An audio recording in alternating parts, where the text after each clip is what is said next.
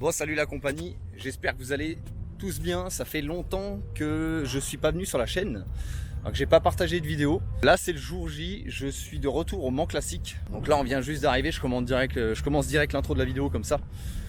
Donc pour ceux qui se demanderaient où en est la Miata, bah c'est simple, elle est finie. J'ai pas partagé de vidéo parce qu'en fait il y a eu énormément de changements de projet en ce début d'année en fait. Et donc du coup j'ai dû, pour pouvoir faire absolument le Mans Classique, j'ai remonté la voiture d'origine. En tout cas en grande partie d'origine. Donc je l'ai restaurée intégralement. Pour ceux qui ont suivi sur Insta, tout ça, vous avez tous suivi. Et donc là on se retrouve au Mans Classique avec la petite Miata. Je vais vous faire quelques images tout à l'heure de la voiture, parce que là on est déjà parti, on vient d'arriver, on est un peu dans le speed là. Donc là, comme on est de retour au Mans Classique, je vais en profiter du coup, je vais vous partager tout le week-end. J'avais déjà fait ça l'année dernière sur la vidéo. Je sais pas si beaucoup d'entre vous l'ont regardé, mais j'avais quand même partagé une grosse partie du week-end. Donc là, je vais essayer de bombarder encore plus sur toutes les prises de vue des caisses et tout qu'il y a ici, parce que comme je disais, c'est un truc de malade. Et puis bah vous partagez tout ça quoi, pour vous faire kiffer. Et puis pour nous aussi, pour kiffer de notre côté. Donc là, j'en profite pendant qu'on est en train de se rendre sur l'entrée du circuit. Pour ceux qui se demandent, parce que j'ai reçu beaucoup de messages sur ça, pour ceux qui m'ont demandé, du coup j'ai eu beaucoup de messages sur Instagram pour savoir pourquoi la Miata n'a pas reçu la prépa qu'elle devait avoir, malgré que la prépa a été faite, parce que on a bien fait usiner notre bloc moteur, on a réuni toutes les pièces pour faire le montage turbo. Et il y a une raison pour ça en fait. Je suis en train de préparer un projet depuis quelques temps. Et le truc c'est que c'est un projet qui s'est pas mal accéléré en fait. Et je pensais pas que ça allait s'accélérer à ce point cette année. Et du coup en fait ça a chamboulé tout le programme au niveau de la voiture.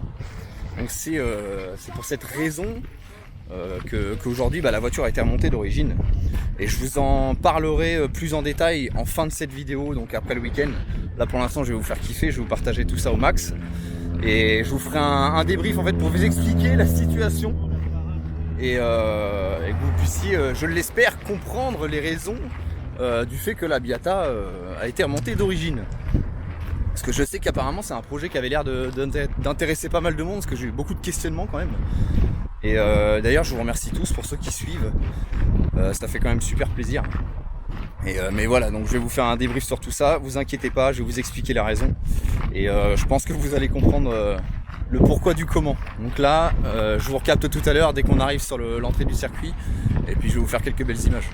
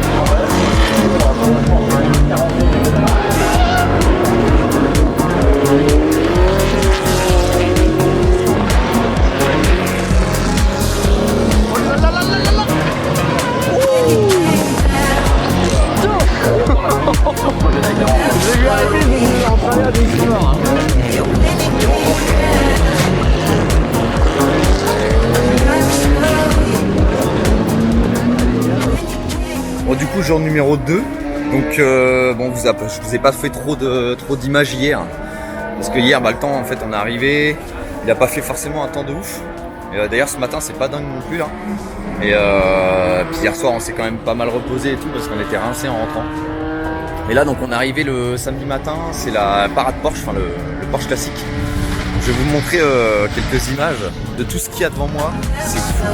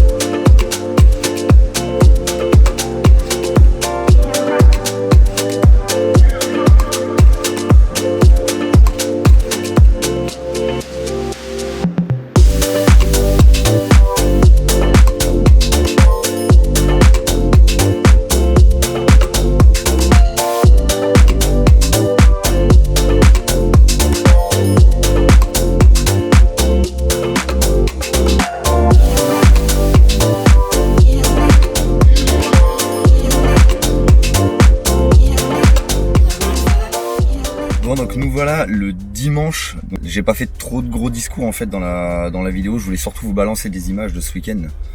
Je pense qu'il n'y a pas beaucoup de choses à dire en fait. Les images parlent d'elles-mêmes, hein, pour vous dire à quel point l'événement est grand et spectaculaire surtout. Donc là, nous, on s'est réveillé assez tard ce matin parce qu'on a fait en fait la nocturne là du Mans hier soir.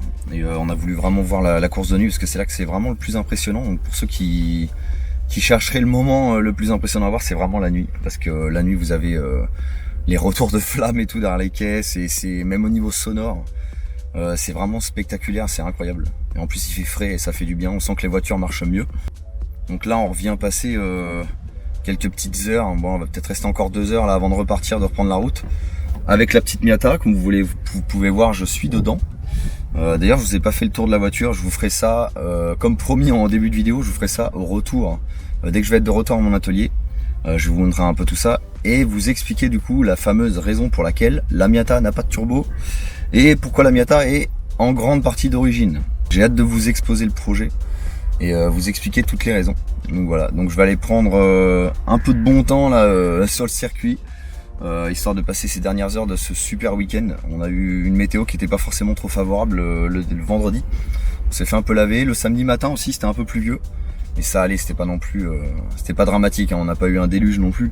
Donc voilà, là on va passer les temps qui restent un peu là à profiter, et puis je vous fais un débrief de tout ça, et j'espère surtout que toutes les images que je vous ai faites vous ont plu, et que vous allez apprécier cette vidéo autant que moi j'ai apprécié ce week-end. Bon, du coup je suis de retour du Mans. Enfin en fait je mens un peu parce que on est le lendemain du Mans. Je vous avoue que je suis rentré hier soir. J'ai été rincé, donc j'ai juste vidé les appareils photo, enfin les caméras, tout ce qu'on a filmé ce week-end, et j'ai carrément profité de ma soirée en fait, parce que j'en pouvais plus. Donc là j'en profite pour vous faire quelques images du coup de la Miata, vous faire le tour, je vous l'ai promis, de vous dévoiler un peu comment était devenue la voiture. Et puis donc je vous balance ça tout de suite, je vais vous faire en même temps un petit topo pour vous expliquer tout ce qui a été fait dessus et toutes les pièces que j'ai mises, etc. etc. Voici la petite Miata terminée. Donc voilà, comme vous pouvez voir, elle est entièrement remontée d'origine. Enfin entièrement avec des petits guillemets quand même. Parce que dessus je lui ai installé des combinés filetés de chez Tein. Donc c'est des combinés Street Advance Z. Donc ils sont réglables en hauteur bien entendu. Et en dureté aussi. Donc il y a je crois c'est 16 positions de dureté dessus. Et j'ai aussi installé, de toute façon je vais vous montrer ça juste après, un radiateur Mishimoto X-Line. Parce que ceux qui connaissent savent que le refroidissement de la Mazda, c'est pas ouf. J'ai placé ça en lieu et place du radiateur de merde d'origine en plastique. Donc là au moins on est safe, et en plus la voiture refroidit super bien avec ce radiateur là. On a bouffé des bouchons et tout quand on est allé au Mans avec. Et franchement, elle n'a pas chauffé. Il y a eu zéro souci ou quoi que ce soit. Donc je vous fais un petit peu le tour de la caisse une fois terminé. Je vais volontairement laisser la capote montée que vous puissiez voir. Ça a été une belle galère d'ailleurs à mettre la capote. Donc ouais, la caisse, il y a eu un polylustrage complet de fait dessus. Je pense que ça se voit d'ailleurs un peu sur la vidéo. Je sais pas si ça va être trop parlant. Mais elle brille plutôt bien. Et puis là en plus je lui ai fait un traitement avec une cire hybride dessus, donc cire à base de céramique. Et c'est vrai que ça augmente bien le brillant de la caisse. Bon là aujourd'hui j'ai un peu de poussière dessus parce que il y a la moisson et ça fout un peu de poussière dessus. Donc je vais éviter de trop la frotter pour aller la rayer, parce que c'est bon, j'ai passé suffisamment de temps à la polir. Je vais vous montrer un peu l'intérieur. Donc l'intérieur, j'ai pas refait la sellerie parce que tout simplement les sièges, je vais vous montrer ça, les sièges sont quand même relativement en bon état. Enfin c'est même en très bon état. Dessus je lui ai installé un volant Momo Prototypo. Pour l'anecdote, c'est pas un volant que j'ai acheté sur AliExpress, hein, c'est un véritable Momo Prototypo. Parce que justement je me suis retrouvé à acheter un volant d'occasion entre guillemets neuf sur le Bon Coin, donc un Momo, et on m'a envoyé une grosse merde chinoise. Donc vous doutez bien que j'ai pas gardé ça parce que c'est vraiment de la merde les volants chinois. C'est hyper dangereux, les volants ils sont hyper flexibles. Celui-là je vous garantis que ça n'a rien à voir. Et du coup j'ai eu un litige même d'ailleurs avec l'achat du volant, enfin bref. D'ailleurs si vous voulez différencier un faux d'un vrai, et c'est très simple. Déjà vous le voyez au niveau des finitions. Vous avez la couture qui se retrouve en bas n'est pas du tout comme ça. Là vous avez du vrai cuir sur le véritable Momo. Vous recevez une grosse merde avec un simili-cuir dégueulasse sur AliExpress. Et l'autre particularité, c'est que vous avez une puce dans le volant, une puce NFC.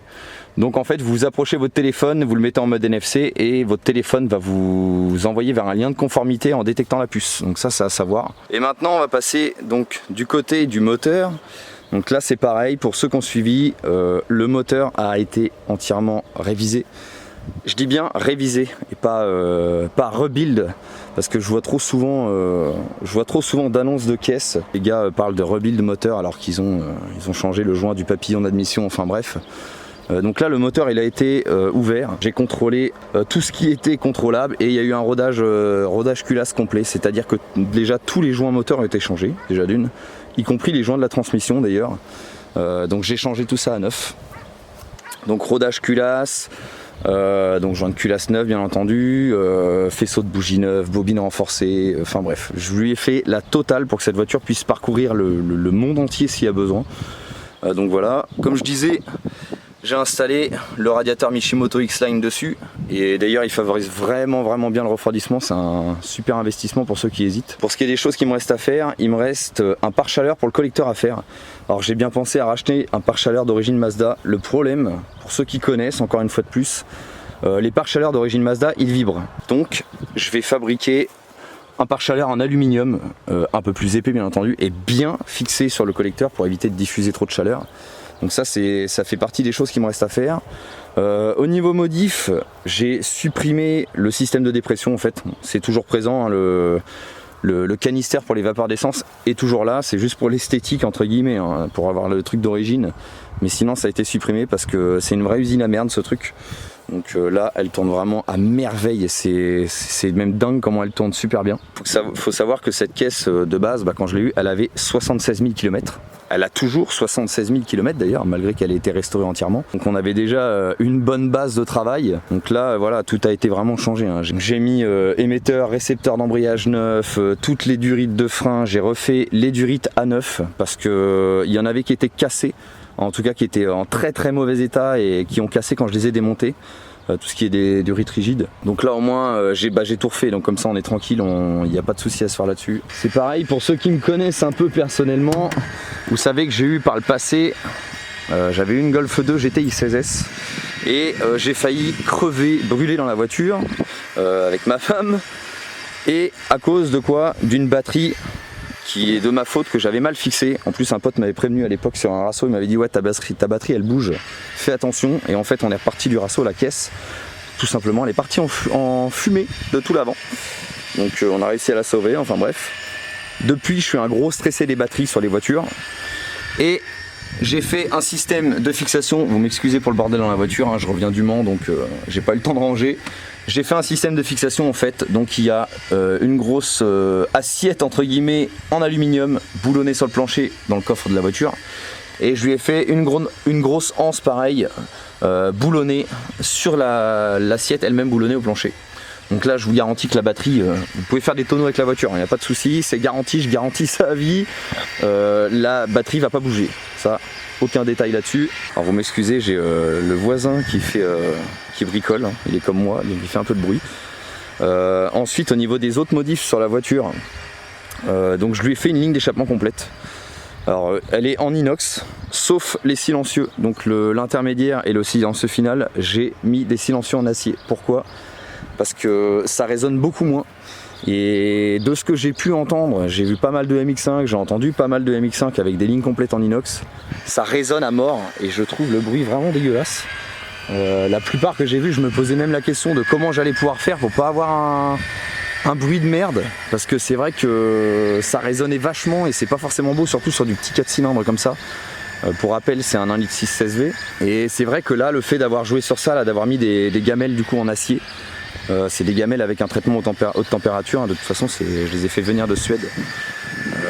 Et c'est vrai que ça atténue beaucoup le son, on a un son qui est beaucoup plus contenu et elle fait vraiment un joli bruit. Donc je vais vous la démarrer justement pour vous faire écouter ça.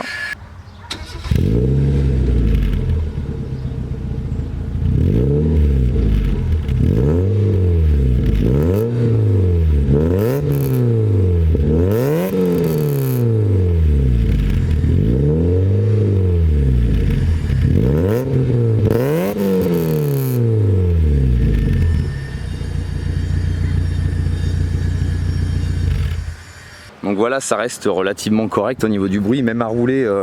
Là on a fait à peu près 350 km dernièrement avec la voiture là. Et, entre le week-end du Mans et moi les essais que j'avais fait avant, même sur des longs trajets, le bruit est pas trop présent. Donc quand on roule stabilisé en régime contenu, vous n'avez pas de bruit assourdissant ou quoi que ce soit, donc c'est vraiment le top et on peut être discret en passant en ville sans aucun souci. Hein. On sent bien qu'elle a une ligne d'échappement, mais ça reste quand même vachement contenu. Donc même devant les bleus, il n'y a pas de souci. Comme ça au moins, il va pas y avoir de souci avec eux. Et c'est vrai que quand on tape quand même dedans, le son se réveille bien et c'est plutôt cool. C'est vraiment cool. On s'est fait un peu plaisir en revenant du Mans avec. Et d'ailleurs, ça m'a permis de voir aussi, de tester un peu tout ce qui est train roulant. Et c'est vrai que ça tient quand même vachement bien la route, hein, même d'origine. Après, à savoir que dessus, j'ai monté des cylindres blocs en uréthane. Donc il y en a partout, à l'avant, à l'arrière, tout est passé en uréthane. J'avais un peu peur que ce soit un peu trop ferme, mais au final, à rouler, ça reste quand même bien confort. Et on a une voiture qui est vachement incisive, sans aucun souci. Donc elle est vachement précise, il n'y a pas de jeu ou quoi que ce soit. C'est vraiment agréable à rouler, quoi. C'est super. Donc surtout, n'hésitez pas en commentaire à me dire ce que vous pensez de la voiture et de sa restauration. Je pense vous avoir fait pas mal le tour du coup. Donc n'hésitez pas à me dire si c'est vous, une caisse qui vous intéresse, la MX-5. Mais franchement, c'est une petite bagnole à sensation, c'est génial à conduire. Ça fait 950 kg, ça fait que 115 chevaux d'origine. Mais quand les 115 chevaux sont là et en santé, franchement, il y a de quoi s'amuser. Vraiment. On sent vraiment que c'est archi léger et que c'est super bien pour exploiter, quoi. Bon, du coup, je me pose un peu dans la voiture pour vous expliquer un peu le topo. Donc, comme je disais pendant les vidéos que je vous ai faites quand j'étais sur le Mans, pourquoi la Miata n'a pas reçu son bloc turbo que j'ai d'ailleurs. J'ai le bloc turbo à côté, j'ai le turbo, j'ai toutes les pièces. J'ai un bloc à quasiment 8000 balles là, de côté qui va pas être monté du coup dans la voiture. Pourquoi ? Tout simplement parce qu'en fait, il y a eu un changement dans les projets cette année pour moi, en tout cas pour moi et ma femme. Et du coup, j'ai pas pu continuer en fait ce projet. Et la raison, en fait, c'est pas une raison histoire de dire ouais, je me défile, je vais pas jusqu'au bout du montage, tout ça, parce que croyez-moi qu'avec l'investissement que j'ai fait, la raison c'est pas juste ça, hein, de toute façon. Et aussi, l'autre raison c'est que au niveau du temps, je voulais absolument faire le Mans classique avec cette voiture et ça aurait été tout simplement impossible de finir une préparation complète pour faire le Mans classique avec. Donc c'est aussi pour ça que j'ai fait ce choix de la remontée d'origine pour profiter du Mans classique. Et pourquoi absolument profiter du Mans classique? Parce que tout simplement, ça va certainement être mon dernier. Et aussi parce que je vais devoir vendre la Miata, même si ça m'emmerde énormément de la vendre, mais je ne peux pas garder cette voiture pour les raisons que je vais vous expliquer tout de suite. La raison elle est très simple. Je vais pas tourner au rond autour du pot pendant 107 ans comme on dit. Tout simplement, j'ai vendu mon atelier ainsi que ma maison et je pars de la France. Donc je pars m'installer en Alberta. Donc là au moment où je fais la vidéo, donc juste après le Mans, je pars d'ici 2 mois et demi. Donc les choses se sont vachement accélérées pour moi. C'est un projet sur lequel je parlais déjà depuis pas mal d'années avec ma femme. Tout simplement, on a poussé la chose il y a 1 an de ça pour partir en fait. Parce que je vais pas vous cacher un ras-le-bol d'énormément de choses en France. Alors je suis pas en train de vous dire que l'herbe est plus verte ailleurs, hein, c'est pas du tout ce que je suis en train de dire. Moi en tout cas mon avis personnel là-dessus c'est que j'ai un besoin d'aller voir autre chose. Et aussi au niveau de l'évolution et au niveau de me sentir bien. Je ne me sens pas bien ici et du coup j'ai vraiment ce besoin d'aller voir ailleurs. Donc du coup vous vous doutez bien que la procédure pour aller dans un autre pays elle est pas simple, on claque pas des doigts, on se pointe pas chez les autres en mode coucou salut j'arrive, faites-moi de la place. Non, c'est pas comme ça que ça se passe. Il y a des procédures, il y a énormément de paperasse, il y a des choses à mettre en œuvre, il y a aussi beaucoup de stress dans tout ça. Et du coup en fait ce qui s'est passé pour nous c'est que ça a été beaucoup plus vite que prévu parce qu'on a obtenu nos permis entre guillemets pour pouvoir aller justement en Alberta, donc au Canada. Les permis sont arrivés très vite. Et du coup on s'est retrouvé, je vais pas vous dire piégé parce que ça nous a fait vraiment plaisir que ça aille aussi vite d'un sens. J'ai la capote qui est en train de se faire la malle là. Et du coup en fait tout simplement c'est arrivé au moment où j'étais en plein dans le vif du projet. Donc c'était je crois vers la période de février, janvier-février. Comme vous avez pu suivre, j'étais en plein dans les modifs au niveau de la boîte de vitesse même à l'époque. J'avais partagé la vidéo. Et d'un coup en fait c'est arrivé et je me suis retrouvé en mode je fais quoi en fait? Il faut que je fasse quelque chose. Je peux pas Je peux pas préparer une caisse à la mort et tout alors que je suis censé partir dans 6 mois, tu vois ce que je veux dire. Donc voilà, les choses se sont décidées ainsi. Donc du coup, j'ai pas non plus tout laissé tomber à l'eau. J'ai fini la voiture, bien entendu, j'allais pas laisser la voiture pourrir. Je suis pas du tout du genre à jeter une voiture parce que je pense que ça fait partie d'un certain patrimoine. Caisse d'origine, malgré que je suis tout le temps en train de troller sur les puristes et tout, qui ont fâcheuse tendance à m'énerver d'ailleurs. Hein. Ça par contre, c'est pas du troll. Les mecs qui préfèrent un écrou rouillé plutôt qu'un écrou neuf. Enfin bref, non, je préfère me remonter une caisse d'origine et en profiter tout ça avant de partir. Et c'est pour ça que je voulais absolument faire ce Mans classique et en profiter au max avec la Mazda. Et j'ai réussi à atteindre ce défi déjà, donc j'en suis vraiment super content. J'ai vraiment passé un week-end excellent. Donc voilà, je voulais vous en parler. Ça fait un moment que je suis sur le projet de partir. Et comme là, ça s'est enfin officialisé, parce qu'on attendait après plein de choses. On attendait de vendre notre atelier, notre maison, tout ça, pour officialiser le truc. Parce que tant que ça s'était pas fait, on n'était pas encore sûr de partir. Donc là, c'est bon. Donc là, on va partir de la France à partir du mois de septembre. Donc à la mi-septembre à peu près. Pour ceux que ça intéresse, il y aura des vidéos de toute façon, parce que je compte un peu partager cette aventure-là. Parce que vous vous doutez bien que si je pars, j'ai des idées derrière la tête. Je vais beaucoup parler là dans cette fin de vidéo, donc si jamais vous n'avez pas envie d'entendre ma vie et puis que ça vous casse les burnes, je vous invite à ne pas regarder la fin et puis éventuellement de retourner voir les vidéos du Mans. Donc ouais, comme je disais, vous vous doutez bien que c'est que derrière il y a un projet. Mon projet en fait, c'est de déjà m'installer là-bas en premier temps, au minimum pour 2 ans. J'ai besoin de voir un peu comment ça se passe sur place là-bas, parce que comme on dit, l'herbe n'est pas toujours plus verte ailleurs. Il faut pas rêver, hein, ceux qui veulent changer de pays en se disant c'est tout pour l'argent, on va beaucoup mieux gagner. Non, c'est pas vrai. C'est absolument pas une réalité. La réalité, c'est qu'il faut aller dans un endroit où on se sent bien et on va pouvoir développer les choses comme on le pense, ou en tout cas essayer de le faire. Et moi, ce qui se passe, c'est qu'en fait, je me retrouve bloqué ici. Alors c'est peut-être de ma faute. Il y a peut-être des choses que j'ai pas fait comme je devrais. J'ai peut-être pas mis les choses en œuvre comme il fallait pour évoluer, mais en tout cas moi dans mon secteur, vous avez vu, je modifie des caisses, tout ça. Ça fait 7 ans que j'ai mon entreprise là, ma petite entreprise, ma toute petite même entreprise, je dirais. Parce que l'atelier où vous me voyez tourner les vidéos, c'est l'atelier où je travaille de toute façon et où j'ai fait tous mes projets et tous les projets clients. Donc là en fait le truc c'est que j'arrivais à en vivre, hein, c'est pas le souci. J'étais pas malheureux, hein, je me plains pas, je vais pas non plus aller dire que j'étais malheureux en France. C'est juste que je sentais bien que j'étais bloqué dans mon évolution et j'avais envie de faire des projets plus gros en fait. Et le problème c'est qu'en France, avec tout ce qui est législation et compagnie sur les caisses, et bah ça me correspond pas en fait. Moi j'aimerais bien aller claquer des moteurs de 1000 chevaux dans des gros pick-up américains, pouvoir foutre du pick-up sur air, ce genre de choses. J'aimerais bien en faire beaucoup plus et faire des choses encore plus poussées. Et ici c'est pas possible. Déjà il n'y a pas la clientèle, déjà d'une. Puis de toute façon vous pouvez pas rouler légalement, faut être clair à un moment donné. Ça devient vraiment de plus en plus compliqué. On a aussi un gros tapage au niveau des écolos. D'ailleurs s'il y en a qui regardent la vidéo, ça va pas leur plaire et j'en ai rien à foutre. Comme d'habitude, j'en ai rien à foutre, hein. Ça c'est ma phrase fétiche. Mais voilà, ça devient plus possible ici. Et du coup c'est aussi une des raisons pour laquelle j'ai envie de partir. Il y a plein d'autres raisons, vous vous doutez bien. Le cadre de vie, c'est une des raisons principales. Là où on va, c'est des régions qui sont très montagneuses. Et moi je suis complètement dingue de montagne. Donc c'est un tout en fait qui fait que, enfin en tout cas que ma femme et moi avons décidé de partir. Et du coup c'est pour ça que je me retrouve aussi pour en revenir à la Mazda, à devoir remonter sa voiture d'origine, pour aussi la raison de la revente. Parce que vous vous doutez bien que revendre une voiture qui va faire 400 chevaux, qui a rien d'origine, et en France, d'une part c'est compliqué. Au niveau de l'argent que je risque de ne pas récupérer justement de la voiture, parce que je la vendrai pas plus cher avec une préparation. C'est complètement faux de penser qu'on peut vendre une voiture beaucoup plus chère parce qu'elle est préparée, surtout en France, je dirais même surtout en Europe.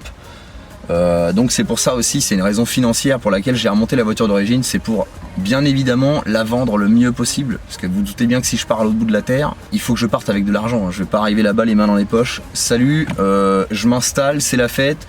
Non, ça marche pas comme ça en fait. Il faut arriver avec de l'argent, faire une immigration ça coûte énormément d'argent. Ça je sais que je vais en perdre, mais c'est le jeu, ça fait partie du jeu. Mais j'ai pas envie de vivre avec des regrets. Moi là j'ai actuellement 33 ans. J'ai pas envie d'attendre 50 ans et de me dire putain merde pourquoi j'ai pas fait ça en fait. Donc voilà, ça a été les raisons. Toutes les raisons sont liées entre guillemets. Donc voilà, vous avez l'explication de pourquoi la voiture n'a pas le turbo, ni sa préparation d'ailleurs. Mais je tiens à mettre un mais, j'ai aussi une idée derrière la tête. Pour l'instant, du coup, je garde toute la prépa de côté. Elle va rester en France, elle va être stockée chez un ami. Moi, j'ai projet déjà en arrivant au Canada de me racheter une Miata. Parce que j'adore vraiment trop cette voiture, je suis complètement amoureux de cette caisse tout simplement. C'est ma première et je suis piqué, c'est mort, je suis foutu. Et je suis aussi piqué des japonaises maintenant parce que le fait d'avoir bossé cette voiture, j'ai vu que la conception des voitures était vraiment excellente sur les japonaises. Tout est bien pensé, chaque chose à sa place et chaque place à sa chose. Je veux retourner là-dedans, donc je vais me mettre à la recherche d'une Miata quand je vais arriver sur le sol là-bas. Qui sait si je reste définitivement du coup au Canada derrière. Donc le projet c'est de réouvrir du coup un atelier là-bas, un truc beaucoup plus gros si possible, et pouvoir faire des projets plus gros et aussi pouvoir continuer ce projet-ci, mais du coup sur une autre caisse. Donc je compte me faire envoyer le moteur qui va être resté ici là-bas dès que je vais être prêt, dès que je vais être à point comme on dit, et puis pouvoir repartager là-dessus. Mais entre deux il se passera certainement énormément de choses, donc je peux pas certifier que la chose se fera dans cet ordre là. C'est comme ça que je le vois, mais ça prendra peut-être une autre tournure. En tout cas ce qui est sûr c'est que je compte vraiment vous partager tout ça au max. Donc la chaîne va certainement changer un peu dans son contenu, forcément. Je vais arriver au début, je vais plus avoir d'atelier, je vais me retrouver à zéro. C'est ça aussi l'aventure, hein.